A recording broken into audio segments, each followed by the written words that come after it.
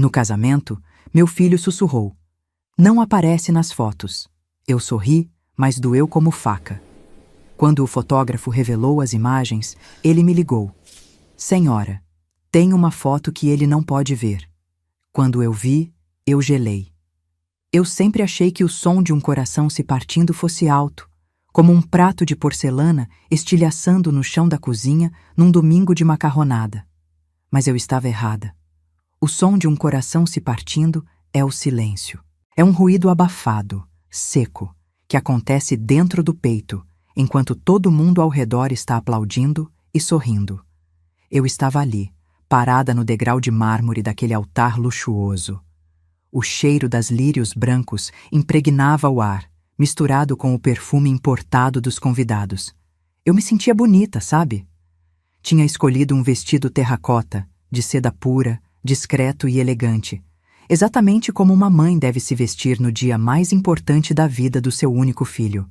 Alisei o tecido na cintura, respirei fundo para conter a emoção e dei um passo à frente quando o fotógrafo, um rapaz simpático chamado Beto, fez o sinal para a foto oficial da família. Meu filho, o Lucas, estava radiante. O terno azul marinho caía perfeitamente nos ombros que eu tantas vezes acalentei quando ele era menino e tinha febre. Ao lado dele, a Patrícia, a noiva. Impecável, sim, mas com aquele sorriso que nunca chegava aos olhos. Eu me aproximei para abraçá-lo, pronta para eternizar aquele momento que me custou as economias de uma vida inteira. Foi quando o Lucas se inclinou na minha direção. Eu achei que ele fosse me dar um beijo na testa ou dizer: "Obrigado, mãe."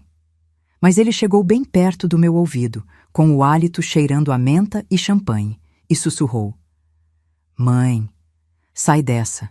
A Patrícia quer uma foto só do casal.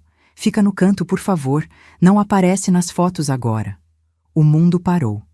O flash da câmera disparou, mas eu já não via mais nada. "Não aparece nas fotos." A frase ficou ecoando na minha cabeça, batendo nas paredes do meu crânio. Eu tinha pagado por aquele fotógrafo. Eu tinha pagado pelas flores atrás deles. Eu tinha pagado até pelo sorriso que a Patrícia exibia. Mas eu era um borrão indesejado na paisagem perfeita que eles queriam vender para as redes sociais. Se você já sentiu na pele a dor fria da ingratidão vinda de quem você mais ama, eu peço que se inscreva agora no canal. Vamos compartilhar essa jornada juntos, porque o que vou contar aqui precisa ser ouvido. Deixe seu like se você valoriza a família de verdade. Eu obedeci. Essa é a pior parte, a que me dá um nó na garganta até hoje. Eu não fiz um escândalo. Eu não gritei. A minha dignidade de mulher criada à moda antiga, que engole o choro para não incomodar as visitas, falou mais alto. Eu dei 2 passos para trás, saindo do enquadramento, e me sentei no primeiro banco de madeira maciça. Senti os olhares. Ah, como senti! Aquela prima distante do interior me olhou com uma mistura de pena e curiosidade. A vizinha fofoqueira, Dona Clotilde, cochichou algo com o marido, apontando discretamente para mim com o leque. Eu mantive a postura ereta, o queixo levantado, mas minhas mãos tremiam sobre o colo. Eu via o flash estourar repetidamente. Clique, clique, clique. Eles sorriam, abraçados, o casal de comercial de margarina, enquanto a mãe que financiou o sonho era rebaixada a espectadora da fila do gargarejo. Lucas nem olhou para trás. Ele estava ocupado demais ajeitando o véu da esposa, preocupado se a luz estava boa. Naquele momento, sentada naquele banco duro da igreja, vendo meu filho me excluir do registro visual da vida dele, eu senti algo mudar dentro de mim. Não era apenas tristeza. Era como se uma chave tivesse virado na fechadura da minha alma. Eu pensei que aquela humilhação pública seria o ponto mais baixo da minha vida. Eu achei que nada poderia doer mais do que ser expulsa da foto do casamento do meu próprio filho. Mas eu estava enganada. Aquilo era só o começo. Eu não sabia, mas aquele sussurro cruel do Lucas foi, na verdade, um aviso divino. Porque se eu tivesse aparecido naquela foto, talvez eu nunca tivesse descoberto o que estava prestes a acontecer assim que a festa começasse. O pior veneno não é aquele que a gente engole na hora, É o que colocam na nossa comida pelas costas. E o banquete da traição já estava sendo servido. Para entender como cheguei àquela humilhação no altar, preciso voltar um pouco no tempo. Aquele homem frio que me mandou sair da foto não era o menino que eu criei. O meu Lucas, o menino que ralava o joelho jogando bola na rua e corria para o meu colo chorando, tinha desaparecido. No lugar dele, ficou um estranho que vestia roupas de marca e repetia opiniões que não eram dele. Tudo começou a mudar quando a Patrícia entrou na nossa vida. Não me entenda mal, eu não sou aquela sogra ciumenta de novela. Pelo contrário, eu queria uma filha. Eu rezei para que meu filho encontrasse uma mulher boa. Mas Patrícia era como aquelas maçãs de supermercado, encerada, brilhante e perfeita por fora, mas com uma textura arenosa e sem sabor por dentro. Quando anunciaram o casamento, eu fiz o que qualquer mãe brasileira aposentada faria. Abri mão do meu conforto. Eu trabalhei 35 anos em banco, lidei com o dinheiro dos outros a vida toda e sempre fui econômica.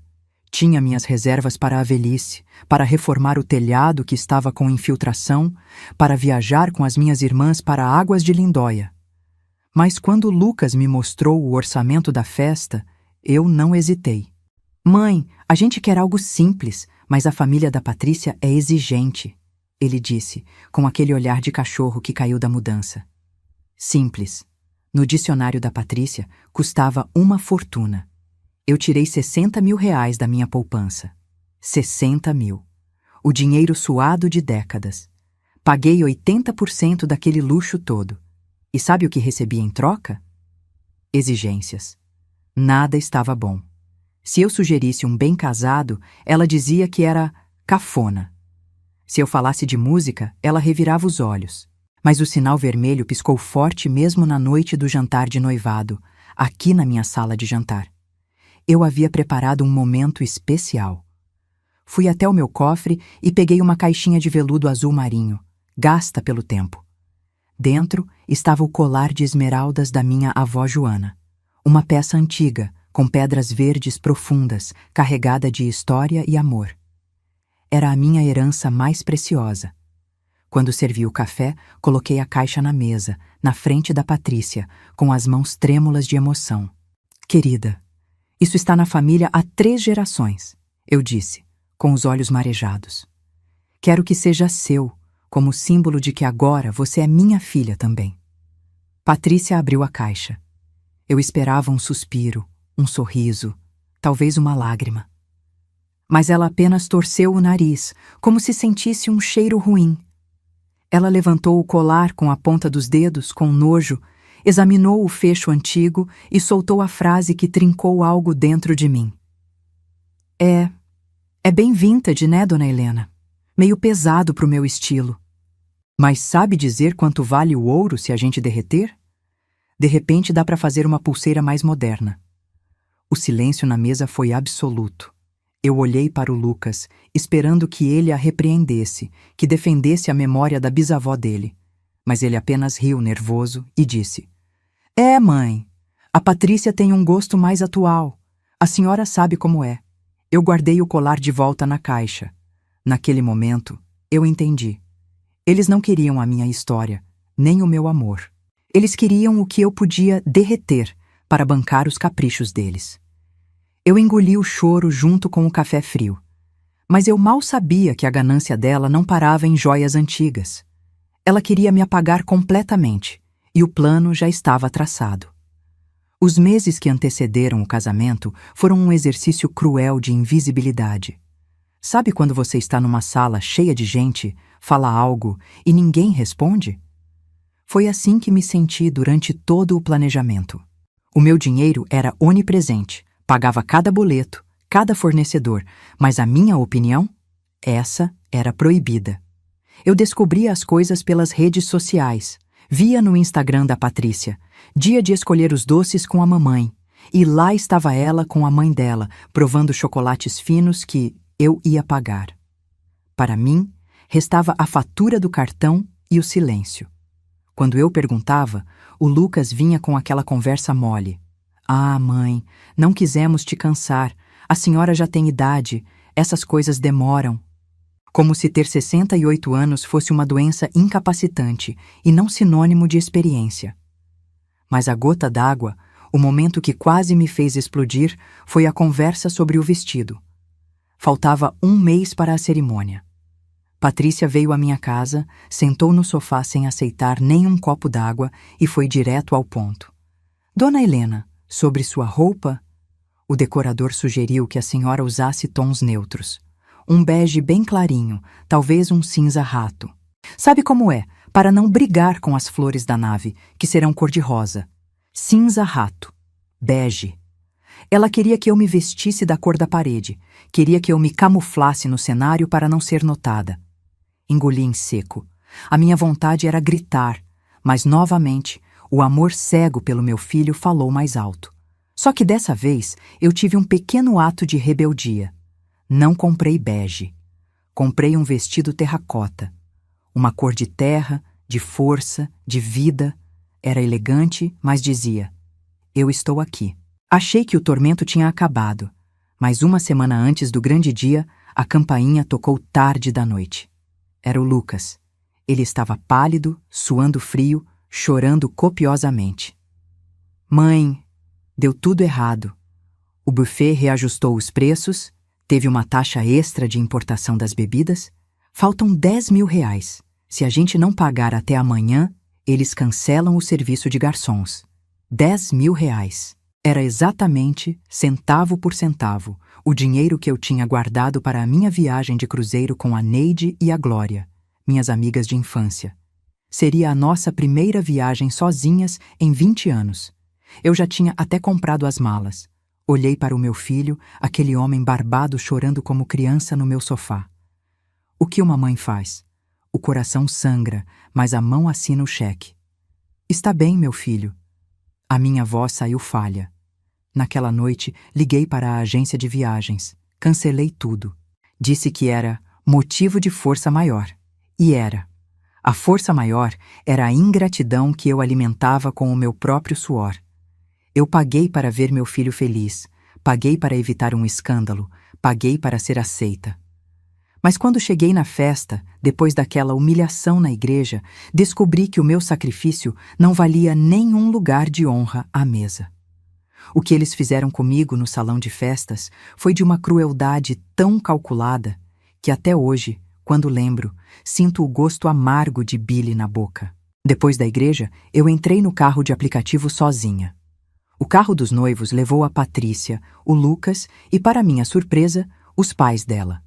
Eu tentei me convencer de que era apenas logística, que não cabia todo mundo. Respirei fundo, retoquei o batom no espelho retrovisor e disse a mim mesma: Helena, engula esse choro. A festa custou os olhos da cara e você vai aproveitar, nem que seja para comer o camarão que você pagou. O salão de festas era deslumbrante. Lustres de cristal pendiam do teto como cascatas de luz. Arranjos florais gigantescos perfumavam o ambiente. Tudo impecável. Fui caminhando entre as mesas, cumprimentando conhecidos, com aquele sorriso de cera que a gente coloca no rosto quando a alma está gritando. Procurei a mesa 1, a mesa da família. Geralmente ficam os noivos e os pais de ambos os lados, certo? É a tradição. É o respeito. Mas meu nome não estava lá. Na mesa 1 estavam os pais da Patrícia, rindo alto, taças de champanhe na mão, sendo servidos primeiro. Na mesa 2, os padrinhos ricos. Na mesa 3, os amigos da faculdade. Eu fui andando, o número das mesas aumentando e a localização piorando. Mesa 18. Parece piada, mas não foi. Me colocaram na mesa 18. Era a última mesa do salão, colada na porta batente da cozinha. E pior, estrategicamente posicionada na frente de uma caixa de som gigante. A cada batida do grave da música eletrônica, meu peito vibrava e meus ouvidos zumbiam. Na mesa comigo não havia ninguém próximo, apenas um casal de primos de terceiro grau do interior que eu não via há 20 anos, e um tio-avô da Patrícia que dormia sentado. Eu era a financiadora daquela noite de gala, mas fui tratada como a parente pobre que a gente esconde no fundo do quintal. De onde eu estava, mal conseguia ver o meu filho. Via apenas as costas dele e os flashes dos fotógrafos ao redor da mesa principal. A mãe da Patrícia, Dona Sônia, brilhava no centro das atenções, recebendo os elogios pela festa que eu paguei. Aquilo era uma violência silenciosa. Lá pela meia-noite, a dor de cabeça e a humilhação eram tantas que precisei fugir. Fui ao banheiro, buscando 5 minutos de silêncio e água fria no rosto. O banheiro era puro luxo, mármore e espelhos dourados. Entrei numa das cabines e fechei a porta, encostando a testa na madeira fria, tentando não desabar. Foi quando ouvi o barulho de saltos entrando. Eram 2 mulheres. As vozes eram inconfundíveis. Patrícia e a mãe dela, Sônia. Ai, mãe, meus pés estão me matando. Mas a festa está perfeita, né? Disse Patrícia. Linda, filha, um luxo. Mas vem cá, e a velha? Ela não vai criar caso por ter ficado lá no fundo, não? Perguntou Sônia, com um tom de deboche que me fez prender a respiração. A dona Helena? Imagina, ela é mansa. Faz tudo o que o Lucas pede. Patrícia riu, e era uma risada feia, seca. O Lucas disse para ela que foi erro do cerimonial e ela engoliu. Relaxa, mãe. O importante é o plano depois da lua de mel. Eu gelei dentro daquela cabine. Meu coração disparou tanto que achei que elas fossem ouvir. Você tem certeza que o Lucas consegue convencer ela? Sônia insistiu, baixando o tom de voz. Absoluta. Ele já está trabalhando a cabeça dela. A gente volta de viagem, diz que a casa nova precisa de reforma e o Lucas convence a velha a vender o apartamento dela para investir com a gente. Ela adora se sentir útil. Assim que a escritura passar para o meu nome e do Lucas, a gente vê o que faz. Talvez aquela casa de repouso no interior, sabe? É baratinha e ela não vai dar trabalho. O dinheiro da venda vai garantir nossa vida, mãe. O som da descarga automática de outra cabine cobriu o meu suspiro de horror. Elas saíram rindo, retocando a maquiagem, prontas para voltar ao palco. Eu fiquei ali, paralisada, sentada na tampa do vaso sanitário, tremendo dos pés à cabeça.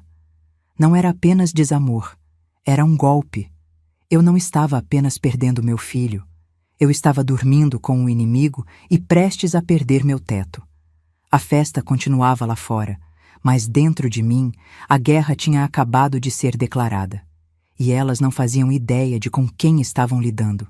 O dia seguinte ao casamento foi como acordar de uma ressaca violenta, mesmo sem eu ter bebido uma única gota de álcool na festa. A casa estava mergulhada num silêncio absoluto, daquele tipo que zune no ouvido. Abri as janelas da sala, mas o sol que entrava parecia frio. Não havia telefone tocando, não havia mensagens de agradecimento, não havia nem o som dos passos do Lucas, que morou comigo até os 30 anos. Eles tinham embarcado para as Maldivas na madrugada. Primeira classe. Resort 5 estrelas, bangalô sobre a água. Tudo pago com o bônus que eu dei de presente, achando que estava comprando a felicidade do meu menino. Enquanto meu dinheiro tomava sol no Oceano Índico, eu estava ali, de roupão, tomando café requentado e olhando para as paredes da minha casa. Pela primeira vez em décadas, olhei para o meu lar e não vi um refúgio. Vi um alvo. A conversa que ouvi no banheiro rodava na minha mente como um disco arranhado. Assim que a escritura passar para o meu nome, a gente interna a velha. A cada gole de café, a ficha caía um pouco mais, pesada como chumbo. Eu sempre justifiquei as falhas do Lucas.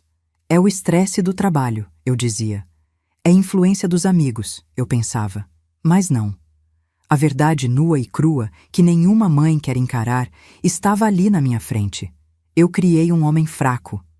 Um homem que permitia que a esposa planejasse o descarte da própria mãe como se eu fosse um móvel velho e cupinizado. Durante a primeira semana da viagem deles, o instinto materno gritou. Peguei o telefone umas 10 vezes. Queria saber se chegaram bem, se o hotel era bonito, se estavam comendo direitinho. Disquei o número do Lucas.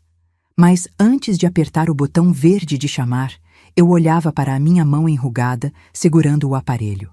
Aquela mão que trabalhou anos digitando em caixas de banco, que trocou fraldas, que assinou cheques. E se eu ligasse? Ele atenderia impaciente. Oi, mãe, tá tudo bem, tchau, estamos ocupados. E eu ficaria ali, mendigando atenção, enquanto eles riam da velha que logo estaria num asilo barato.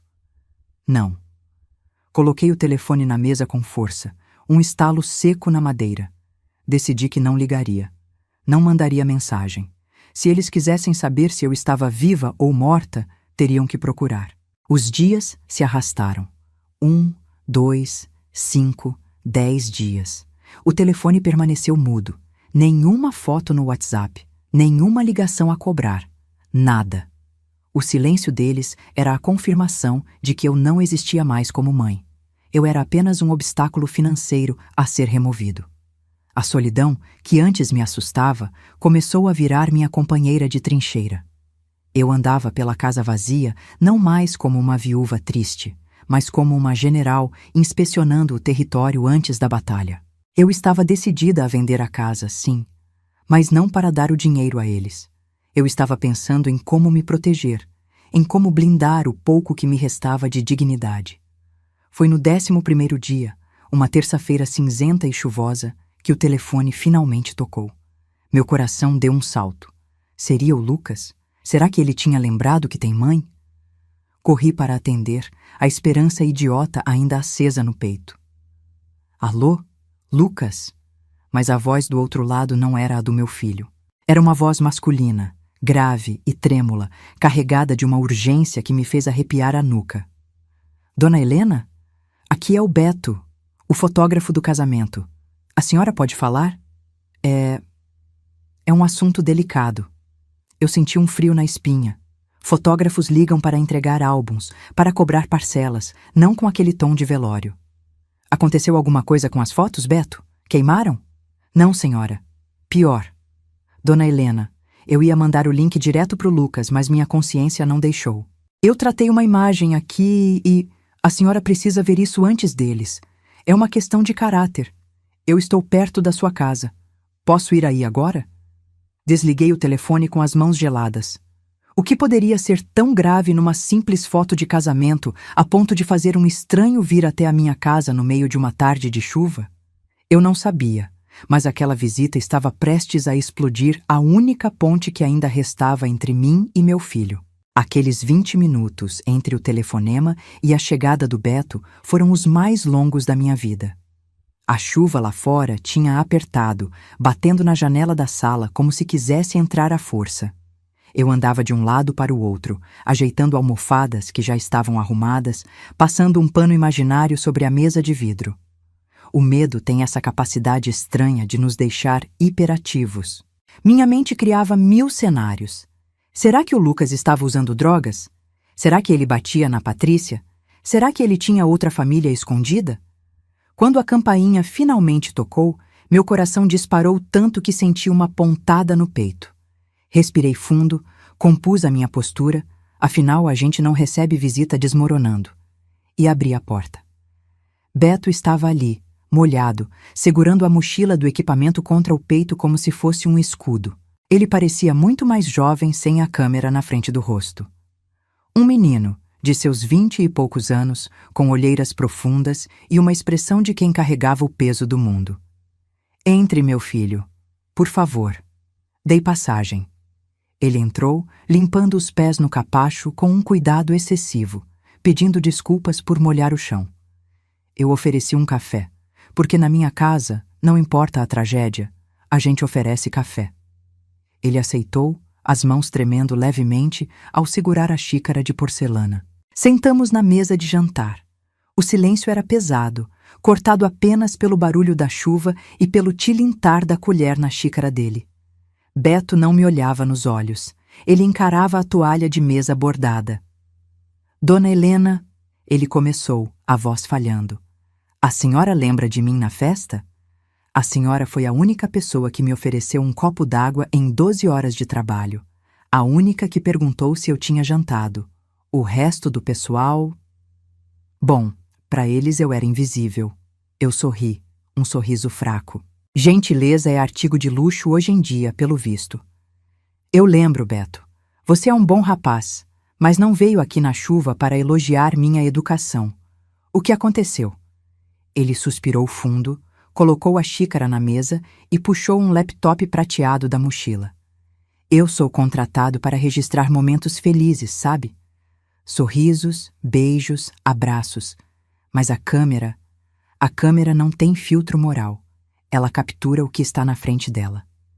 Ele abriu o computador, a luz da tela iluminando seu rosto tenso. Eu estava editando as fotos do making-of da noiva, aquela parte antes da cerimônia, no camarim. Geralmente eu apago as fotos tremidas ou as de teste de luz. Mas essa aqui... Ele parou. Olhou para mim com uma tristeza infinita. O que eu vou te mostrar pode acabar com a minha carreira se eles me processarem por violação de privacidade, dona Helena. Mas se eu não te mostrar isso, eu não vou conseguir dormir nunca mais. A senhora não merece o que eles estão fazendo. Ele girou o laptop lentamente na minha direção. A tela estava preta por um segundo. Eu prendi a respiração. Minhas mãos suavam frio. Eu sabia que assim que aquela imagem aparecesse, a minha vida como eu conhecia deixaria de existir. Está pronta? Ele perguntou, o dedo pairando sobre a tecla Enter. Eu apenas assenti. Ele apertou. E o que eu vi naquela tela fez o sangue das minhas veias congelar instantaneamente. A imagem na tela do computador não apareceu nítida de imediato. Era uma foto escura, tirada de um ângulo estranho, como se a câmera tivesse sido deixada em cima de uma bancada, disparando sozinha. Mas quando meus olhos focaram, o ar me faltou. Não era uma traição de cama, dessas que a gente vê em novela das 8. Não. O que eu vi ali foi um assassinato, o assassinato da minha dignidade. A foto capturava o reflexo do grande espelho do camarim da noiva. No canto direito, focadas e nítidas, estavam Patrícia e a mãe dela, Dona Sônia. Elas achavam que estavam sozinhas. Patrícia, vestida de noiva, com aquela pureza falsa de branco, segurava algo na mão direita, erguendo contra a luz. Era o meu colar de esmeraldas. Aquele que pertenceu à minha avó Joana. Aquele que eu ofereci com todo o amor do mundo no jantar de noivado e que ela desprezou. Mas a foto era estática. O pior veio quando o Beto apertou o play. A câmera ficou gravando o vídeo sem querer, dona Helena. Ele sussurrou, abaixando a cabeça. Aumente o volume. O som invadiu a minha sala de jantar. Eram risadas. Risadas estridentes, cruéis. Na tela, vi a Patrícia balançar o colar como se fosse uma cobra morta. Olha isso, mãe, dizia a Patrícia no vídeo. A velha teve a coragem de me oferecer essa tralha como presente de boas-vindas. Diz ela que tem valor sentimental. Sônia, a mãe dela, pegou o colar com a ponta dos dedos, fez uma careta de nojo e simulou que ia jogar numa lixeira imaginária. Valor sentimental paga boleto, filha? Sônia riu, ajeitando o cabelo. Pelo menos as pedras parecem verdadeiras. Dá para desmontar e vender. O ourives da Rua do Ouro paga bem. Com o dinheiro dessa velharia, a gente paga a entrada do carro novo. Meu estômago embrulhou. Mas a frase seguinte da Patrícia foi a sentença final. Ela guardou o colar numa bolsa lateral, olhou para o próprio reflexo no espelho e disse, com uma frieza que eu jamais esquecerei: o carro é o de menos. O foco é a casa. O Lucas é um banana, mãe. Ele faz tudo o que eu mando. Assim que a gente voltar das Maldivas, eu faço um drama, choro um pouco, digo que estamos apertados. E ele convence a mamãezinha querida a passar a escritura pro nosso nome. Depois disso, ela fez uma pausa dramática e sorriu. Depois disso, a gente acha um asilo bem baratinho lá no interior. Daqueles que a visita é só uma vez por mês. Ela vai estar tão dopada que nem vai perceber. O vídeo acabou. A tela congelou no sorriso vitorioso da minha nora. Eu fiquei imóvel. Não chorei. Não gritei. Na verdade, senti uma calma absoluta. Sabe aquela calmaria que antecede o furacão? Foi isso. Eu olhei para o colar na tela. A joia que minha avó usou no casamento dela, que minha mãe usou e que eu guardei por 40 anos num cofre, sendo tratado como lixo por 2 vigaristas. E meu filho chamado de Banana, cúmplice da própria desgraça e da minha ruína. Naquele momento, a Helena mãe, a Helena boazinha, a Helena que não aparece nas fotos para não incomodar, ela morreu. E no lugar dela, nasceu alguém que eu ainda não conhecia. Alguém capaz de fazer justiça com as próprias mãos. Olhei para o Beto, que estava pálido de medo da minha reação. Beto, minha voz saiu firme, metálica. Quanto custa para você me copiar esse arquivo agora e nunca, jamais, contar para eles que eu vi isso? Eu não ia apenas me defender. Eu ia atacar. E eles não perdiam por esperar o asilo que eu estava prestes a preparar para eles. Quando a tela do computador do Beto escureceu, eu senti uma estranha leveza. Dizem que a verdade liberta, não é? Pois a verdade me libertou do peso de ser a mãe boba, a sogra ingênua, a mulher que aceita migalhas. Naquele instante, as lágrimas secaram. O que sobrou foi uma frieza cirúrgica, uma determinação que eu não sentia desde que enterrei meu marido e tive que assumir as rédeas da casa sozinha. Olhei para o Beto. Ele estava encolhido na cadeira, com medo da minha reação. "Quanto você cobra por um casamento, menino?" Perguntei. 2.500, dona Helena. "Eu vou te transferir 5.000 agora, mas com uma condição. Esse vídeo e essa conversa nunca existiram. Você vai me entregar o arquivo num pendrive e apagar tudo o que tem aí. Estamos entendidos?" Ele assentiu, aliviado, e saiu da minha casa debaixo de chuva, levando o segredo e deixando a arma do crime nas minhas mãos. Assim que a porta bateu, eu não fui para a cama chorar. Fui para o escritório. A velha, que eles planejavam internar num asilo barato, acordou. E ela estava furiosa. Na segunda-feira de manhã, fui a primeira a entrar na agência do banco. O gerente, Sr. Alencar, que me conhece há 30 anos, estranhou minha urgência. "Dona Helena, algum problema?" "Nenhum, Alencar. Só uma reorganização. Eu quero zerar a conta conjunta que tenho com o Lucas. Aquela de emergências." "Mas tem quase 40.000 reais lá, dona Helena. O Lucas sabe disso." "A emergência chegou, Alencar. E o Lucas não precisa saber de nada. Transfira tudo para a minha conta pessoal e cancele o cartão dele. Agora." Ver aquele saldo sumir da conta compartilhada foi o primeiro corte do cordão umbilical podre que nos unia. Mas não era suficiente. Saí do banco e fui direto ao cartório e depois ao escritório do meu advogado. Passei a semana levantando documentos. Cada extrato do cartão de crédito, cada transferência que fiz para o buffet, para a decoração, para as passagens aéreas das Maldivas. Somei tudo. O valor era obsceno. Dava para comprar um apartamento pequeno. Coloquei tudo numa pasta preta de couro. Aquela não seria apenas uma prestação de contas. Seria o cardápio do nosso próximo jantar. Durante os dias que se seguiram, eu limpei a casa. Mas não foi uma limpeza comum. Eu tirei as fotos do Lucas das estantes. Guardei os porta-retratos na gaveta. A casa ficou impessoal, fria, exatamente como eles diziam que era o meu coração. No domingo de manhã, o dia marcado para a volta deles, eu acordei cedo. Não cozinhei. Não fiz o assado que o Lucas adora, nem a sobremesa que a Patrícia finge que gosta. Coloquei a mesa de jantar com a toalha de linho mais bonita que eu tinha. Mas sobre a mesa não havia pratos nem talheres. Havia apenas o pendrive conectado na TV da sala, pausado na imagem inicial do vídeo, com a tela desligada por enquanto. E, no lugar do prato principal, a pasta de couro preta. Ouvi o barulho do motor do carro no portão. Eram eles, bronzeados, felizes e, com certeza, famintos por mais dinheiro. Espiei pela cortina e vi Lucas carregando as malas, rindo de algo que Patrícia disse. Eles pareciam hienas prestes a atacar a carcaça. Respirei fundo, alisei meu vestido, o mesmo terracota do casamento, e destranquei a porta. Eles achavam que estavam entrando na casa da mamãezinha. Mal sabiam eles que estavam entrando na jaula da leoa, e a porta estava prestes a se fechar atrás deles. O barulho da chave girando na fechadura soou como o gatilho de uma arma sendo engatilhada. Eu estava sentada na cabeceira da mesa, imóvel, com as mãos cruzadas sobre a madeira fria. A TV, conectada ao laptop, exibia uma tela azul estática, apenas esperando o meu comando.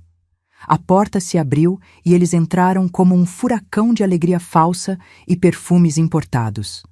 Lucas e Patrícia, bronzeados do sol das Maldivas, traziam sacolas de duty free e aquele ar de quem é dono do mundo. "Mãe, chegamos!" Lucas gritou, jogando as chaves no aparador, com a intimidade de quem nunca pagou uma conta de luz naquela casa. Que silêncio é esse? Cadê o cheiro do assado? Eu tô morto de fome. A comida do avião era péssima. Patrícia entrou logo atrás, sacudindo os cabelos clareados pelo sol. Ela veio na minha direção com os braços abertos, aquele sorriso de hiena estampado no rosto. Ai, sogrinha, que saudade! A senhora não acredita como foi lindo. Trouxe um ímã de geladeira para a senhora. Ela tentou me abraçar, mas eu não levantei. Continuei rígida, como uma estátua de pedra. O abraço dela encontrou o vácuo. Ela recuou sem graça e olhou para a mesa vazia. O sorriso dela vacilou. Ué, a senhora não fez almoço? Sentem-se, eu disse. Minha voz saiu baixa, mas com uma autoridade que fez os dois pararem. Não foi um convite, foi uma ordem. Lucas franziu a testa, estranhando o clima. Mãe, tá tudo bem? Aconteceu alguma coisa? A senhora tá pálida. Sentem-se, repeti dessa vez mais alto, batendo a palma da mão na mesa. O som ecoou pela sala vazia.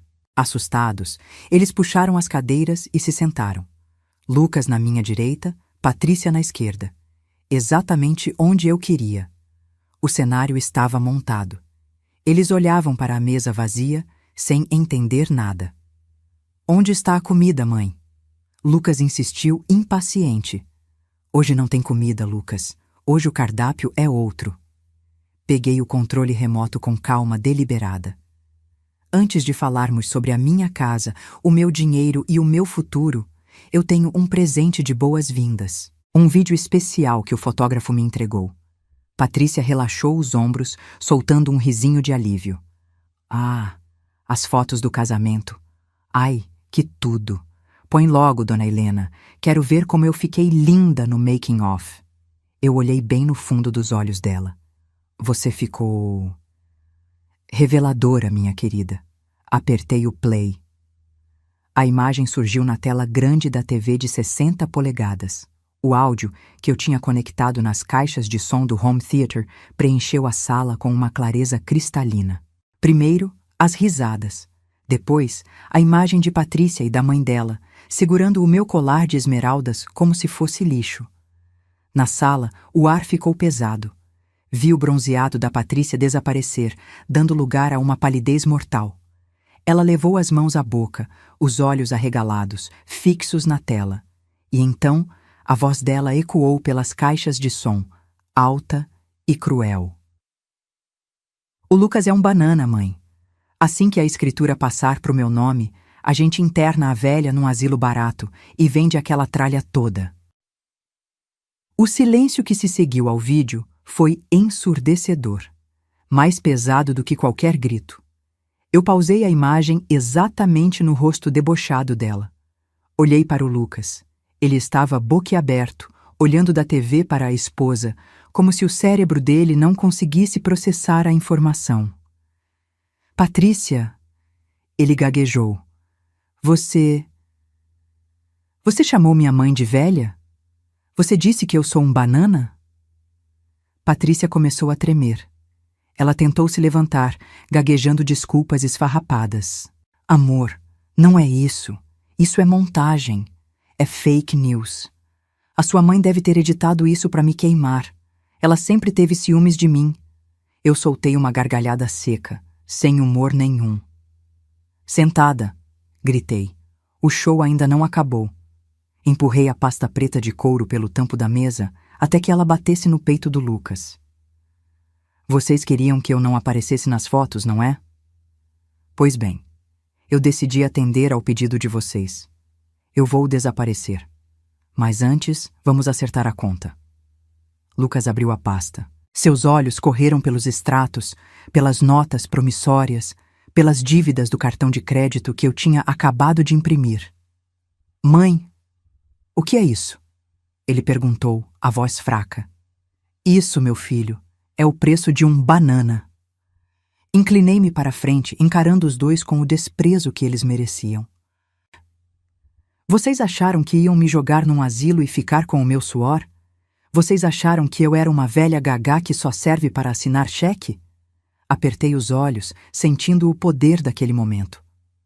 A festa acabou. E a ressaca de vocês está apenas começando. Lucas largou a pasta na mesa como se ela queimasse suas mãos. Ele olhou para Patrícia, depois para mim, os olhos vermelhos de vergonha e pânico. Mãe, eu juro que não sabia que ela pensava assim. Eu te amo. Vamos conversar, por favor. A gente pode cancelar essa viagem? Eu devolvo o dinheiro? Eu levantei a mão, pedindo silêncio. A hora das desculpas tinha passado. Lucas, você assinou esses papéis na semana passada, lembra? Achou que fosse a renovação do seguro do carro. Mas se você tivesse lido, veria que assinou uma confissão de dívida. Tudo o que gastei nesse casamento, 60 mil da festa, 20 mil da lua de mel, mais os empréstimos picados, está registrado aí. Vocês me devem 180 mil reais. E eu vou executar essa dívida na justiça se não começarem a pagar no mês que vem. Patrícia deu um grito estridente. Você está louca! Somos sua família! Você vai processar seu próprio filho? Família? Eu ri, caminhando até a porta da frente e abrindo-a completamente para a chuva fria da rua. Família não planeja jogar a mãe num asilo barato. Família não chama o marido de banana. Vocês não são minha família. São meus credores emocionais. E a conta fechou. E tem mais uma coisa, continuei, tirando o último documento do bolso do meu vestido. Sobre a casa. Vocês queriam tanto a herança, não é? Pois bem, ontem à tarde, doei este imóvel para a Associação de Amparo aos Idosos, com cláusula de usufruto vitalício. Enquanto eu viver, a casa é minha.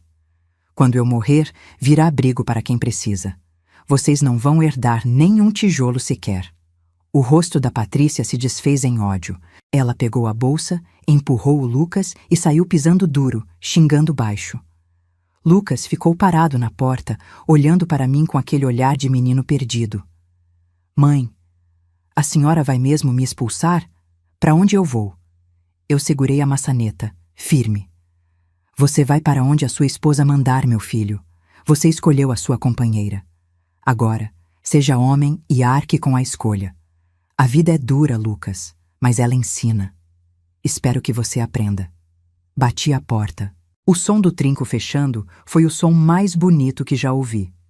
Fui até a cozinha, abri uma garrafa de vinho que guardava para ocasiões especiais e me servi uma taça generosa. Sentei no sofá, olhando para a tela preta da TV, onde, minutos antes, minha vida tinha virado de cabeça para baixo. Peguei o álbum de fotos que o Beto tinha deixado sobre o aparador. Abri na página daquela foto fatídica do altar. Lá estavam eles, lindos, sorridentes, falsos. E ao lado, o espaço vazio onde eu deveria estar. O espaço onde meu filho sussurrou: não aparece nas fotos. Passei a mão sobre a foto e sorri. Um sorriso verdadeiro de quem tirou uma mochila de pedras das costas. Eu não apareci na foto, meu filho. Sussurrei para a sala vazia. Mas eu nunca estive tão presente na minha própria vida como agora. Bebi um gole do vinho. O sabor era doce, frutado, com notas de liberdade. Amanhã eu ligaria para a Neide e a Glória. A viagem para a Europa ainda estava de pé, e dessa vez eu ia de primeira classe. Gostou dessa história? Se você sentiu a alma lavada com a atitude da Dona Helena, clique no botão de curtir agora mesmo. Isso ajuda muito o nosso canal. Quero saber a sua opinião nos comentários. Se você descobrisse que seu filho e sua nora planejam te colocar num asilo para ficar com sua casa, você teria a coragem de fazer o que a Dona Helena fez? Ou tentaria perdoar? Escreva aí: eu perdoaria ou eu faria igual. E me conte também de qual cidade do Brasil ou do mundo você está nos assistindo. Eu amo ler os comentários de vocês. Não se esqueça de se inscrever no canal Chopai e ativar o sininho para não perder a próxima história emocionante. Até lá!